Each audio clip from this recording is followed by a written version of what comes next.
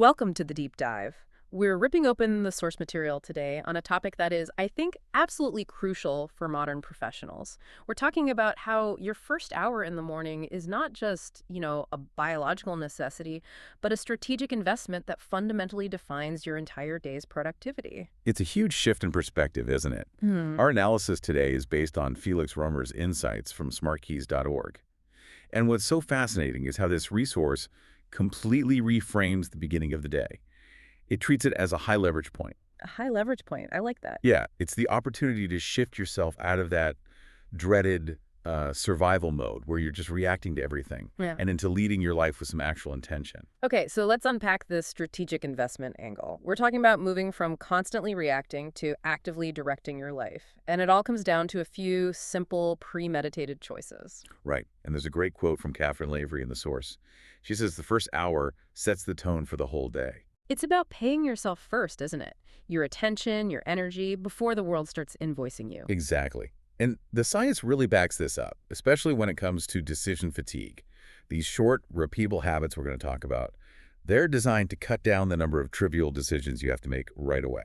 So by automating the start of your day, you're shielding your most valuable resource, your So focus. you're shielding it from that constant barrage of notifications and, other people's demands. I think the biggest surprise for our listener right off the bat is just the scope suggested for this. We often think a routine is, 15 frantic minutes? Yeah, that's what most people try to do.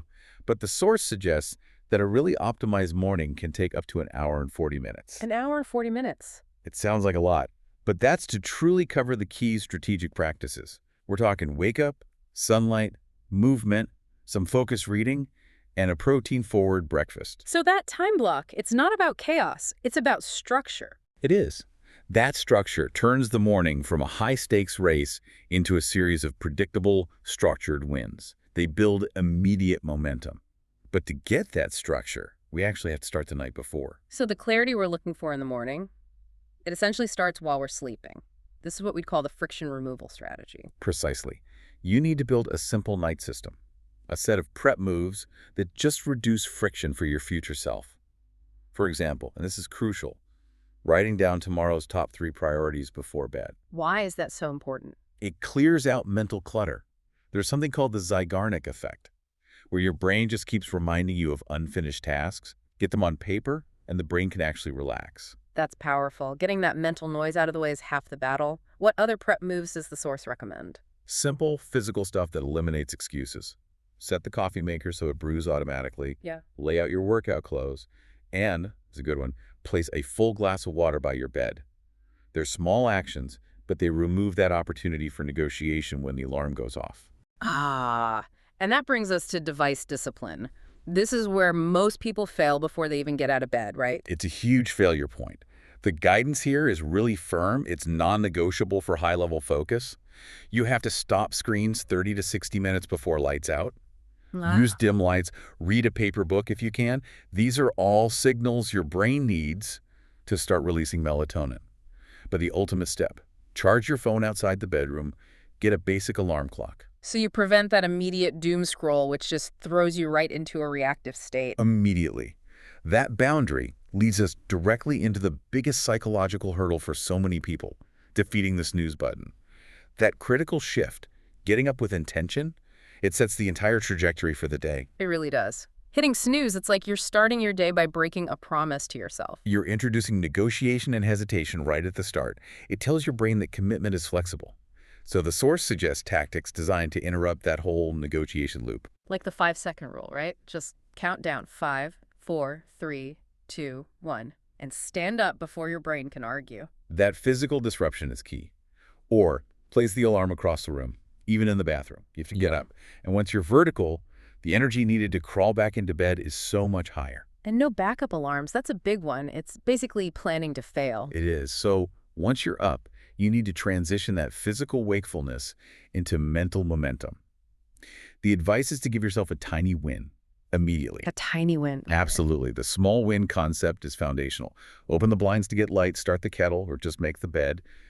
It's a small act, requires no deep thought, but your brain registers it as completion. It trains your mind to prioritize action. So we've won the battle against inertia. Now we need to prime the professional engine, and that starts with the hydration caffeine sequence, which a lot of people get wrong. They do, and it leads to that mid-morning crash. The rule is based on biology. Hydrate first, then caffeinate. You lose fluids during sleep, you wake up mildly dehydrated, and that causes sluggishness. A full glass of water is non-negotiable. And what about the timing of that coffee? Why does waiting matter so much? This is a critical insight. It's related to your cortisol cycle. Cortisol is your natural alertness hormone, and it naturally peaks about 30 to 45 minutes after you wake up. If you dump caffeine in there right away, the effect is compounded.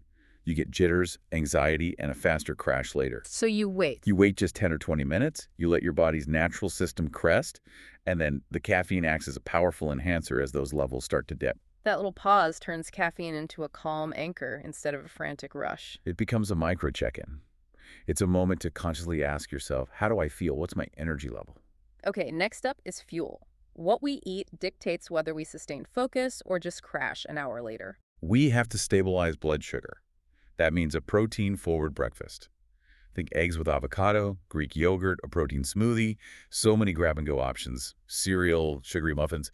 They cause a rapid spike and then a steep fall in blood sugar, and that crash directly kills concentration. Right, you need stable energy. And beyond food, there's movement and mental priming. For people who feel like they don't have time for a full workout, this is a really essential takeaway. It is. Even just 5 to 15 minutes of movement, a brisk walk, a short yoga flow, 20 squats. It boosts your mood and sharpens focus.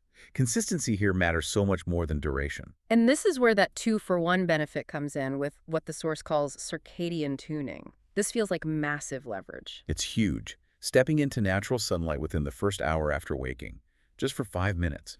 It's key. That sunlight hits photoreceptors in your eyes and signals to your brain that the day has begun. It sets your body's master clock. Which means better energy during the day. And crucially, better, deeper sleep later that night. It's the ultimate payoff for a 5-minute investment. Okay, so body is moving, fuel is optimized. Now the mental clarity tools. How do we stop that mental noise from distracting us when we finally sit down to work? The source offers some really compact, targeted tools. You can use 2-minute affirmations paired with deep breaths, or dedicate 10 to 15 minutes to a guided meditation. Anything to calm the nervous system before the chaos starts. I find the brain dump journaling idea really useful, especially for professionals dealing with high anxiety or long to-do lists. It's incredibly effective. The format is simple. 3 quick entries. First, gratitude. That immediately shifts your perspective. Second, your top outcome for the day. And third, identify one worry to just release onto the page. You clear the slate before the world starts writing on it. Exactly. Which brings us to the core strategic output, protecting attention and achieving deep work. We spent an hour building this focus state. If you immediately ruin it by checking email, you've wasted the entire investment. That's right, the boundary rule. It's simple and non-negotiable. No phone, email, or social media first thing. This safeguards your best cognitive attention for your own goals. So this shifts the entire morning from reaction to powerful output. You block that first 50 to 90 minutes for focused work on the single most important task, the P1, or priority one. Yes. When you identify that P1 the night before, you eliminate the decision of what to work on. You leverage your peak mental energy on the task that drives the most value. You have to use a timer, a 50-10 or 255, to train your brain to resist context switching. Email and chat can wait. Okay, this all sounds ideal, but I have to push back a little. For a busy professional, maybe with young kids, how realistic is this 1 hour and 40-minute routine? It could just become another source of stress if perfection is the goal. That's a really important challenge. And this is the myth versus reality of it all. Success is absolutely not guaranteed by a 5 a.m. alarm or a long checklist. It's driven by consistency and fit. Right, it has to work for you. It has to. You don't blindly copy someone else's routine. You personalize it. And if you're not a morning person, the advice is clear. Shrink the steps. Just pick one high-impact action and repeat it daily. Which leads perfectly into habit stacking. This seems like the most practical way to embed these new practices. Habit stacking is the behavioral engine for this whole thing. You attach a new tiny habit to an existing anchor. Say your 2-minute affirmation while you're brushing your teeth.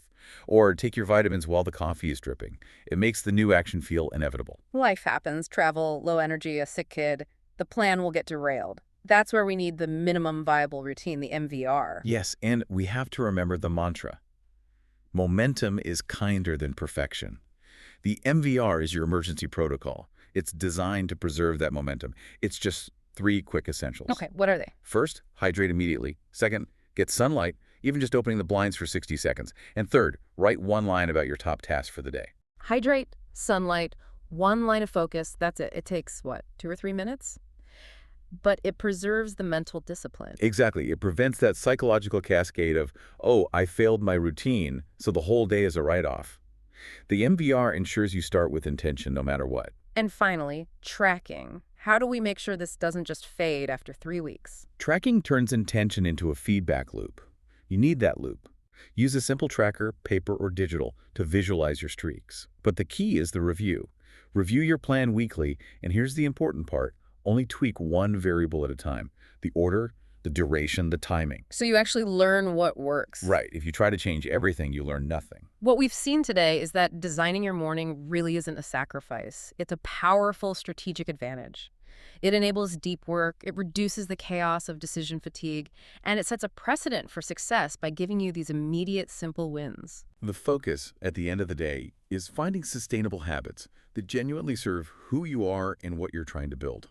This isn't about being busy. It's about being effective. So before you jump back into your day, ask yourself this. If consistency beats intensity, what is the single 2-minute action you can implement tonight or tomorrow morning? That will make the next day's success feel not just possible, but inevitable. Start there.